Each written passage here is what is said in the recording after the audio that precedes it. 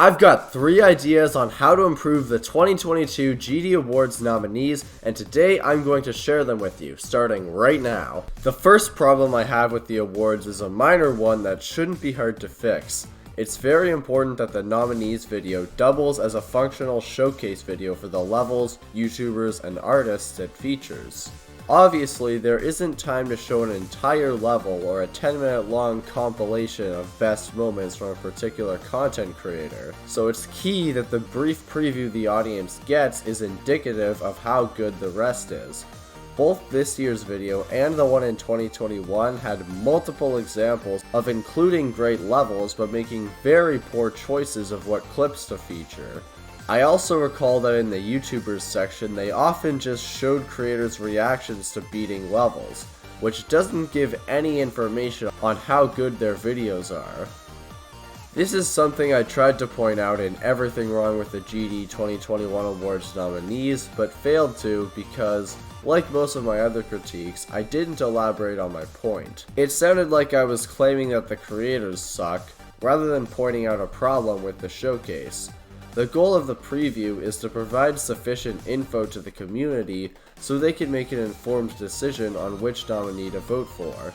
In addition to using better footage, Vibrant could also include a document in the video description which gives voters everything they need to educate themselves on the levels or people up for the awards. This suggestion is probably the most minor and easy to implement of the 3 I'll go over today. The next 2 will be a bit more complicated. And if you like my take on the yearly GD Awards or find this video informative, you can subscribe to my channel for more commentary videos like this one every week. We can have discussions on various things GD in the comments or on my Discord server. Now back to my list of ways to improve the GD Awards. Vibrant has spent years trying to find the perfect balance between community input and his friends' discretion in deciding which levels get nominated. If more weight is placed on the opinions of his team, the list of nominees will end up being shaped by their biases and imperfect knowledge, like how Vibrant's mediocre technology trilogy mega collabs always manage to find their way in.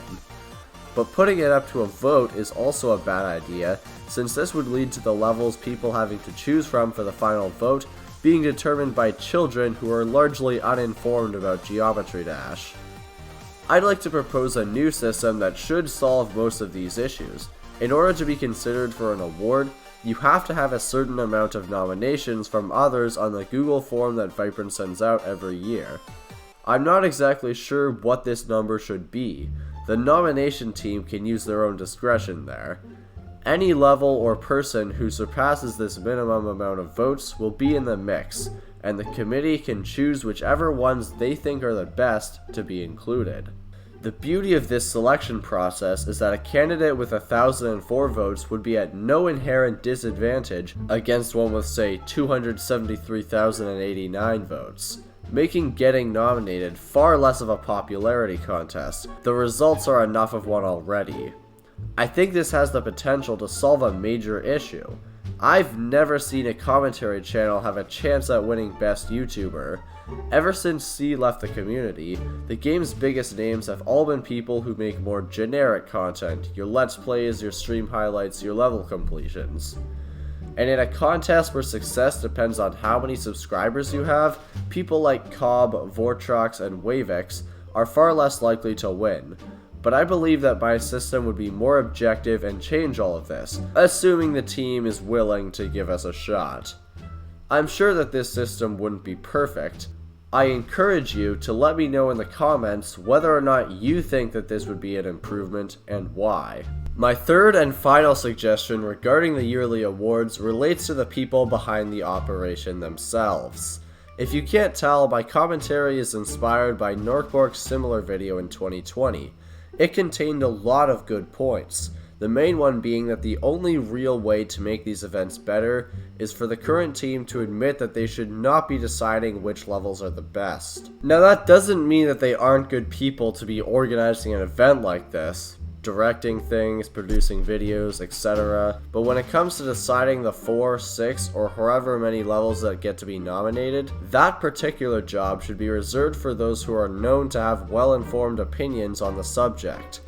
Anyone can have an opinion of a certain level, but not many people can be very objective when ranking levels or have the necessary knowledge and experience to do so. No one's opinion is objectively better than anyone else's most of the time, but there are figures who are known to be extra meticulous and provide trustworthy, well-informed takes.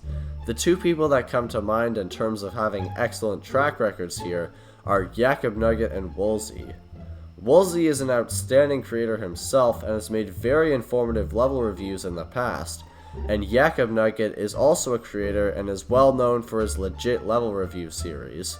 People like these two, who are also experienced creators, are the best candidates for the nomination committee, and the more judges there are, the better. I hope you enjoyed this video, and YouTube thinks that you might also enjoy this one. Tell me what you think of the GD Awards, as well as my suggestions for them in the comments. Please leave a like and subscribe for more content like this, and as always, thanks for watching.